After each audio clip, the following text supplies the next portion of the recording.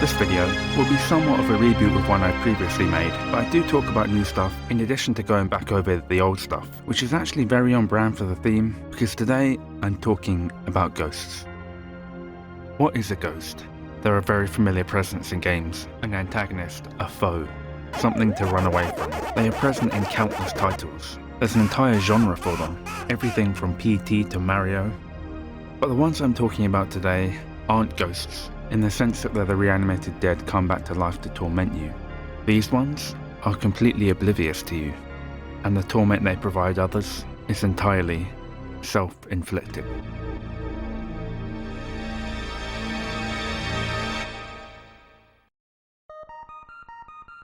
Back in my school days, I reluctantly played for a football team, despite neither being interested or good at it. But my group of friends needed people to fill up their squad, so as someone who owned 2 legs, I was drafted in as a defender, somewhere where I could just be a body that hopefully would just happen to be in the way of any attackers. Despite our lack of any distinct ability, we weren't bad. We were actually terrible. We went on to become legendarily awful, known not just in our school, but also in pockets of our hometown. This would continue for a few years, until one day we won our local league. It was the lowest possible division, and I'm pretty sure a few of us were older than the age limit at the time. But hey, we won. Nobody can take that away from us. Unsurprisingly, I was more into video games than I was football, but I would end up marrying the two together. And I remade our entire team on Pro Evolution Soccer 5 for the PlayStation 2. And using the pretty in-depth editing feature, I went through and meticulously recreated every one of us, modifying our looks, physical attributes, abilities, including myself of course. I even faithfully remade the colour and pattern of our kits, even though they were just a bunch of generic shirts.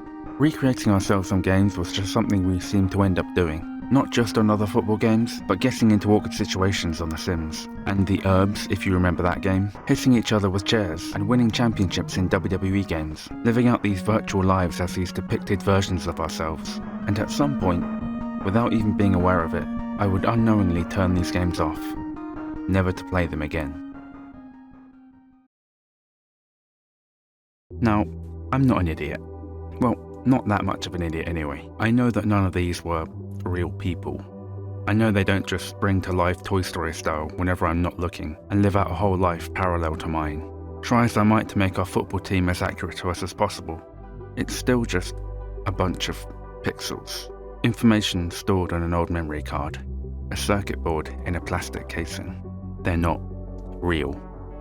Even my efforts to recreate me and my friends, they have rough approximations of our physical and technical attributes. Myra mirrors my football ability pretty accurately. Surely he can't miss!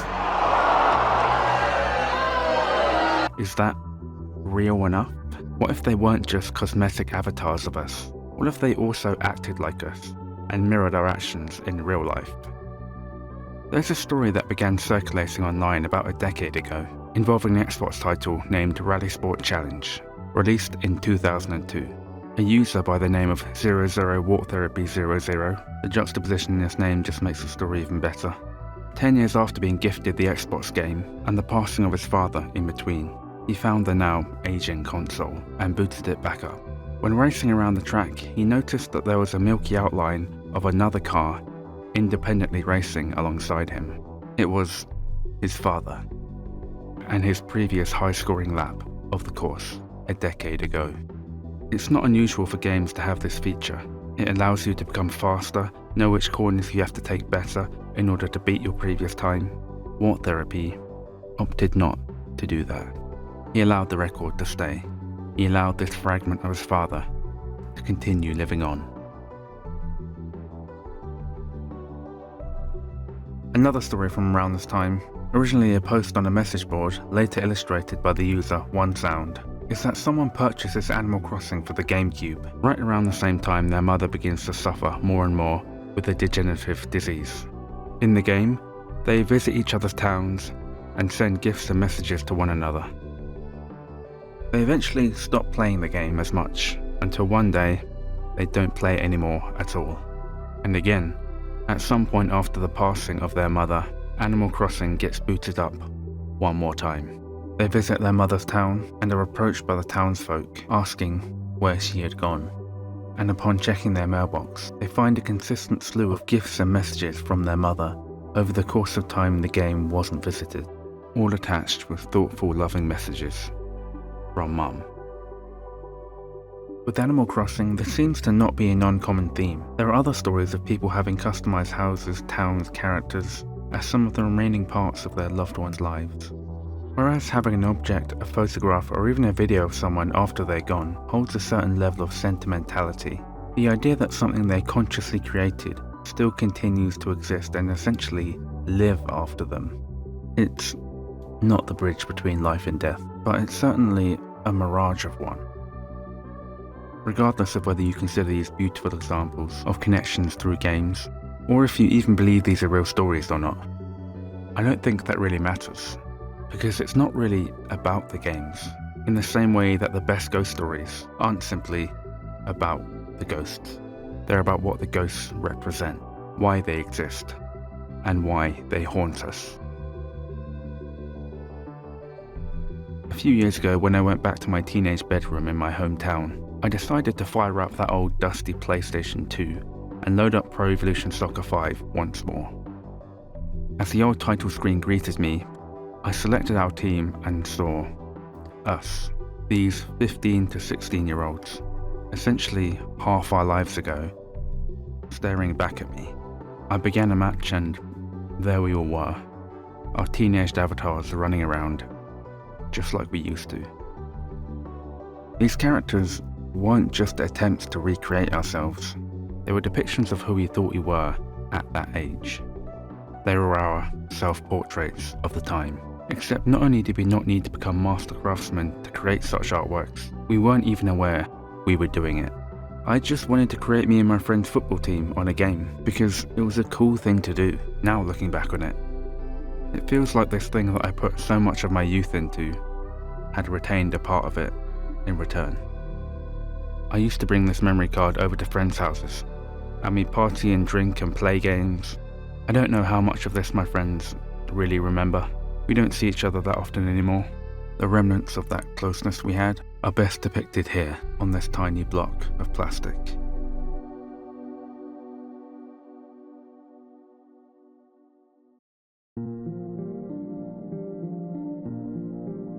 Old tech just seems to have this kind of feel to it. There are countless stories of people finding old Nintendo 3DS consoles that they haven't used in years, rediscovering them and finding photos taken that they long forgot even existed, containing snapshots of their youth, places they've never been to since, loved ones who are no longer here. The special 3D photographs featured on the 3DS's tech still feels bizarrely futuristic and retro at the same time, where the subject is in the foreground and the background fades off into a kind of celestial blur.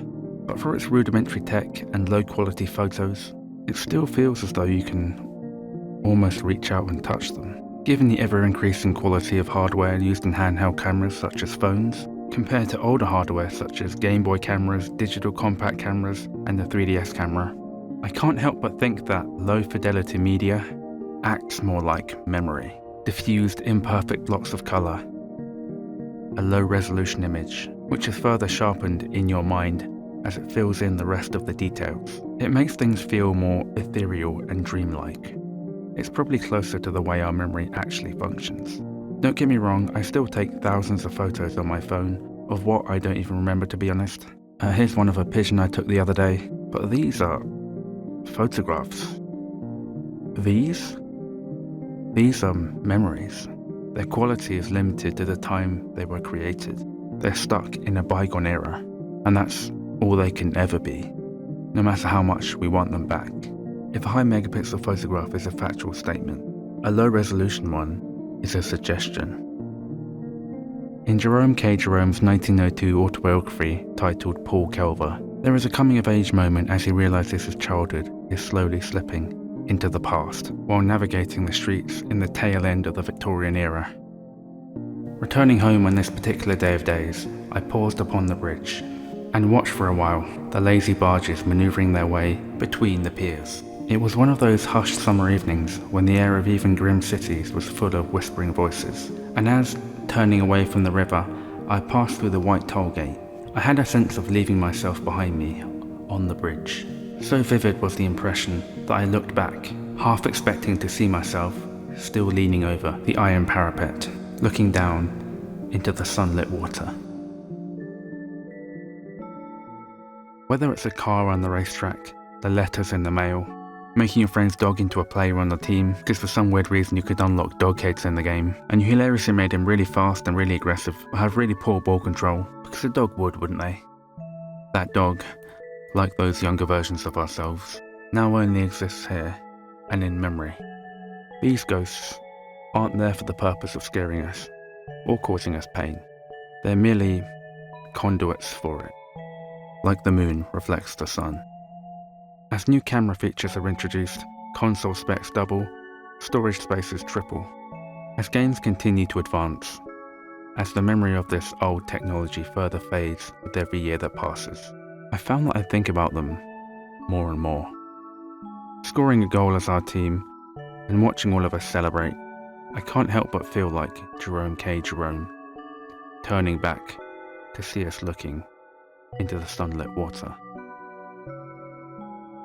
These younger versions of ourselves, they can never be aware of anything ever again. They have no idea what's coming, of what the future brings.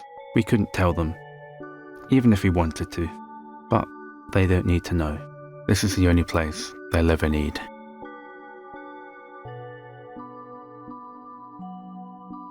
As opposed to being a malevolent force from the past that pursues and terrifies us, we are the ones chasing them, and we only wish that they could acknowledge us one more time. That is what a ghost is.